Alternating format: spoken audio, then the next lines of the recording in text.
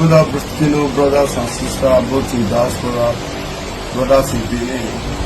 I just posted one post just now, not quite long. Why I posted that post is because I don't want to engage with union crisis. I don't want to be part of anything that will involve crisis, because my job is not to collect money or collect revenue to myself. My job, I'm working for state government. So these people are trying to bring problems. So I want the state government to come out and address the issue.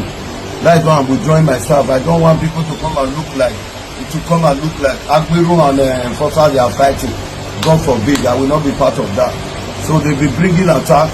You people saw what happened a few days ago when they destroyed our vehicle. They beat off some of my staff. They collected their phone. So the case has been reported to police. And the police is under investigation. But they are still planning as I speak to launch other attacks. So I don't want it to look like in the public that Kabaka and union is having crisis. God forbid. So the government that give me job should come and address the issue before we can come out and address everybody how to go about his duty. I think that is okay. Thank you. I think this is becoming a subtle call out of the governor from Okpebholo, from Tony Kabaka. It's looking like Tony Kabaka is not so happy. It seems like he's being put at loggerheads, or what's the word? He's been set up, I think. He's feeling like Okpebholo is setting him up against certain people, so that because now he's seen what has happened to Ebostone. And the governor may not have initially wanted to work with him, but because of the elections and he had to settle, he doesn't want to be tagged. The same way Obaseki was tagged, that after they worked for him in 2016, he abandoned them and looked at a way of creating systems that he can use to serving the people without necessarily using all of these talks and agbero. So for Okpebholo, he's smart enough not to have told them no. Is calling them, giving them assignments that would put them, that will set them up and put them at loggerheads with the people or with certain structures. And then when the fight begins to break out, they will be able to now say, will now have an excuse to say, you see, I tried, but it's not my fault, and then you step aside. Because I think that Kabaka is, I could feel it, because somebody would not give you, there is no way that the contractual agreement between the government and the Atakpalakpa Atakpalakpa union or group would not have specified all of this. And then if in case it become too ambiguous and then there was no specificity, there would have been ways of communicating back to your partner of your challenge, instead of coming on the media to say, may governor talk, put.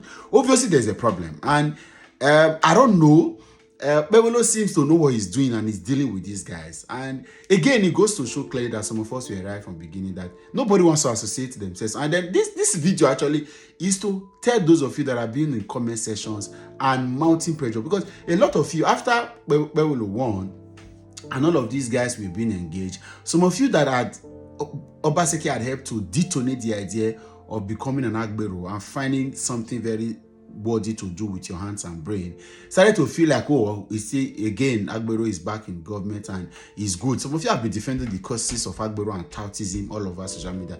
This may just be a time for you to look back to say, even the Okpebholo government is trying to disconnect, trying to clean their hands, like the Pontius Pilate's ideology of from whatever it is that we associate with toutism and agbero. The guy is doing so much about that. So you may have to think twice. You may have to think again to look at all of that, because for more indications, Kabaka is not happy. And again, he has gone too far to be here. You are not expecting these guys. But this subtle call out, and this is like the third or fourth video of his I have seen, and trying to again remind of, clearly he's saying that the government is not being sincere. 2, the government do not know what they are supposed to do. And 3, the government is needs to be all out and out and about their own administrative works and knows what to do in this particular crisis. Is that to pull the staff off. So it means that whatever it is, the agreement that they have or the contract is currently pending, or is on hot, or is on pause, whatever it is at the moment. And that's a huge signal. That's so much is being said in that, even though very little is being said. It's a 1 minute 30 seconds video, but this is over a 3 hours conversation that Kabaka has had. And I think again and again, use your tongue to count your teeth. This guy has been used and dumped, or as it were. The man wants to have clean slate, wants to focus on a lot of things. And you see, currently, Okpebholo is answer time. Plus and minus the litigation, the tribunal, and all of that. The man is also in a lot of mess, and it's a lesson that nobody should get to do. Nobody should envy Okpebholo. He's in a lot of issues. He's here to form his cabinet because there are too many vested interests. How many people are you going to settle? There's a legacy PDP. There's a Danobi. He has taken nominations for Danobi. He's taken from Oshomole.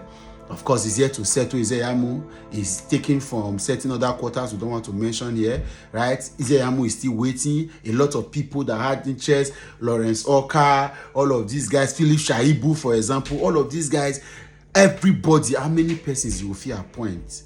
How many commissioners can he have? How many agencies? How many boards? How many parastatals? All of these are challenges. Now the man has also got his own friends he needs to settle, his own. So at the end of the day, he's likely going to run a government that is not his, because all of these guys are going to report him. The suspension, for example, of the former Attorney General is not that the man has been called back, but of course you and I know that there is no way that suspension had happened without him being indicted. But of course, he's been let off because of who nominated him. By the way, and all of these vested interests, the man is, you cannot envy Okpebholo at this moment. The man is in a feast, and by the grace of God, I wish him well. I don't want to be in his position, because you don't want to carry all of these baggages, and you are the person everybody is dragging you. Will I bother about who the hell is Jared Tenebe, the Agbero bleacher? Who the hell is Lawrence Oka? Now Okpebholo name I'll call, and he's the one carrying all of this body. He has to do this, he has to do that. Man, and Kabaka now come, they call him out. Oh, wow. To just govern small Edo, just come be like, say you be president of Russia, I be no president of Ukraine. Zelensky Okpebholo. Okay, I catch another time. Bye for now. I start with Kabaka anyway.